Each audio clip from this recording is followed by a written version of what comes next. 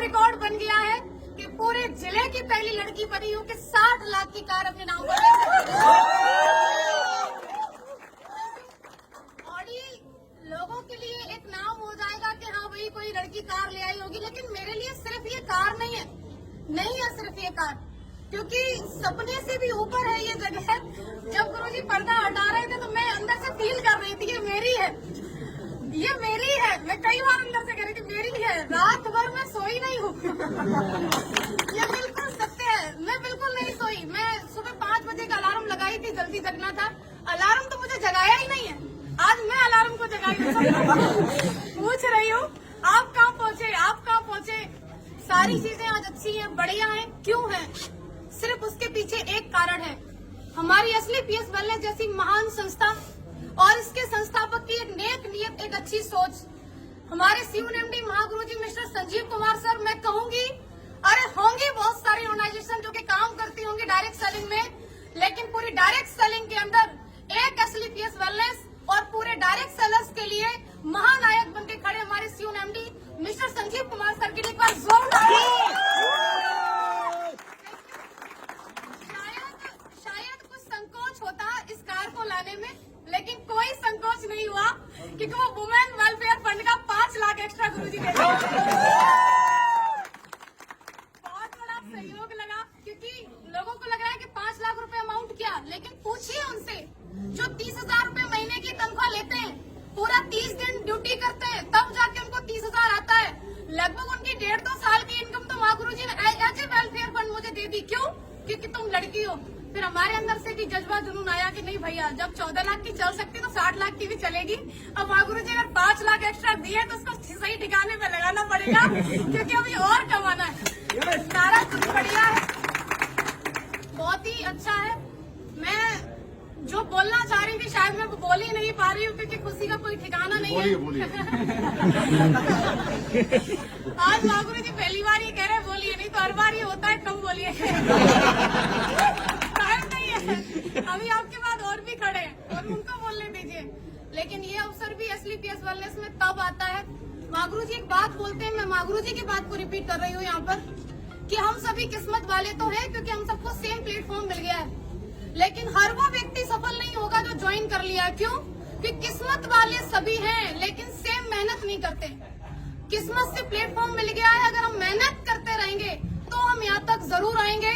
किस्मत वाले हम बन चुके हैं, अब बारी है मेहनत वाले बनने के लिए। तो क्या आप लोग तैयार हैं? अगर आप तैयार हैं तो मैं आपसे कहना चाहती हूँ कि यदि आपने असली पीएस जैसी महान संस्था को ज्वाइन कर ही लिया है, और स्पेशली मैं गर्व से ये बात कहना चाहती हूँ कि यदि आप AWPL के अंदर ज्वाइन हो ही चुके हैं तो 3 से 4 साल तक आप मन लगा करके, एकाग्र होकर के, पापा कहें, मम्मी कहें, रिश्तेदार कहें, गाँव वाले कहें, कोई फर्क नहीं, हमें वो करना है जो हमें दिखाई दे रहा है। क्यों?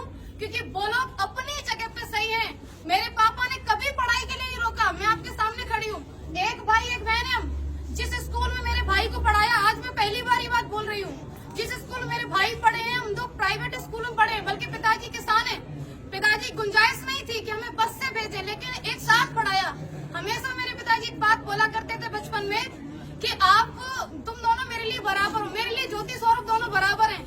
आप मुझे बताइए, बेटी हर कोई नहीं चाहता, उसका कारण भी बेटियां बनती है ना, कि वो शादी के बाद बोलती है अब तो मैं यहाँ आ गई हूँ, अब तो मेरा यही परिवार है, अब तो जो मैं कमाऊंगी वहाँ देंगी।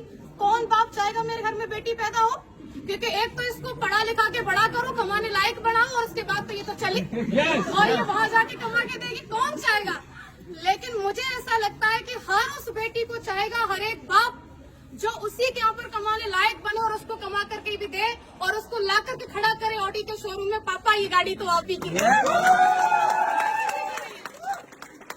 और ये हम सब बन सकते हैं, कोई एक नहीं, सिर्फ एक ज्योति यादव नहीं, नेवर, हर कोई बन सकता है। क्योंकि मैंने किसी को देख करके सपना बनाया, वो किसी कोई और नहीं थे, मेरे अप्लायंस थे। आपका भी किसी न किसी को देख करके सपना बन रहा हो, तो जब सपना बन ही रहा है उसे साकार करने के लिए हमारे पास एक ग्रेट प्लेटफॉर्म है ही है, ग्रेट मेंटरशिप है ही है। उसके बाद मैं उन लोगों से कहना चाह रही हूँ कि जो लोग आज असली पीएस में ज्वाइन है और कहीं न कहीं है, सुन तो रहे होंगे आप, ये बात तो क्लियर है, और जो अभी मन बना रहे हैं, आप लोग देखते बहुत हो, ये आपकी बहुत कमी है कि आप सिर्फ देखते ही रहते हो। अगर आप देख रहे हो तो मैं कहूंगी डिसीजन लीजिए, और अगर डिसीजन ले लिया है तो 3 से 4 साल तक मन लगा करके आप काम कीजिए। अगर आप 3 से 4 साल तक मन लगा के काम करती हैं, स्पेशली फॉर गर्ल्स, आपने ज्वाइन कर लिया है WPL को और आप 3 से 4 साल तक काम कर सकती हैं, तो आप भी शादी से पहले ऑडी लेके आ सकती हैं। Thank you. अगर हमें चाहिए तो हमें काम करना होगा, हमें यहाँ पर मन लगा के लगे रहना होगा। और आज मुझे अवसर मिला है मेरे अप्लायंस को भी सुनने का। मैंने बहुत बोल लिया तो शायद मैं सब कुछ नहीं कहने वाली थी, और मैं रियली थैंक्स करना चाहूंगी अगेन सभी मेंटर्स का, SLPS वेलनेस का, रिजल्ट ओरिएंटेड प्रोडक्ट का, क्योंकि अगर प्रोडक्ट इतने अच्छे नहीं होते तो मैं किसी को एक बार दे सकती थी लेकिन दोबारा कभी डिमांड नहीं होती। लेकिन प्रोडक्ट इतने यूनिक मैं दी एक को, लेकिन 10 से डिमांड आई, रिजल्ट की वजह से आई। और सबसे बड़ा धन्यवाद आप सभी लोगों का, क्योंकि आम दिन को आप सभी ने खास बना दिया अपनी मौजूदगी दर्ज करावा करके। क्योंकि लखनऊ के अंदर लास्ट में एक बात छूट रही थी गुरुजी, कह दो क्या, मुसीबतें रियली में बहुत आती हैं। जो लोग मुसीबतों का पल्लू पकड़ के बैठे रहते हैं वो घर ही रहते हैं। जो लोग औरतों के लिए एक बात बोलते हैं कि अगर ऐसे ही हो तो चूड़ियां पहन के बैठ जाओ, उनके लिए मैं ये बात कहना चाहती हूँ, चूड़ियां सिर्फ औरतों के हाथ में नहीं होती, कई सारे मर्द जिनके हाथ में दिखते नहीं है लेकिन होती है। चूड़ियां किस बात की? चूड़ियां उनके परिवार के बंधन की बताते हैं, चूड़ियां उनके नाम की बताते हैं। अरे मेरी रेपुटेशन का काम नहीं, चूड़ियां उनकी नौकरी की बताते हैं। ये सब चूड़ियां हैं और क्या। आपको एक 50,000 की इनकम से कोई व्यक्ति 100 करोड़ का बिजनेस प्लान दे रहा है और आप कह रहे हैं हमारे पास तो परेशानी है, हमारे पास तो मरने का टाइम नहीं है, हर जगह मुसीबत है। ये गाड़ी आपको क्या लग रहा है ऐसे ही आ गई? नहीं, लड़के होके गाड़ी ले आए कैसे?